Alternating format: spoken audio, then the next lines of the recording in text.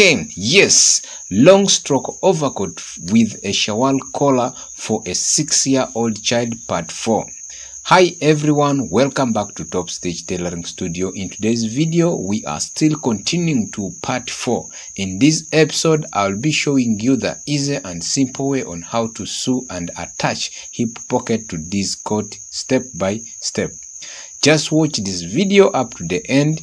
Also, don't forget to share, like this video. That is the only parental support I need from you as my reward. Thank you. In case you missed part 1, part 2 and part 3, here are the videos at the top right corner of your screen. Also, I've put their links in the description box down below. Just go click and watch how I drafted this coat pattern, cutting and fusing the coat parts in a step-by-step method. Without wasting time, ladies and gentlemen, let us jump straight to our overcoat stroke long coat hip pocket sewing part 4.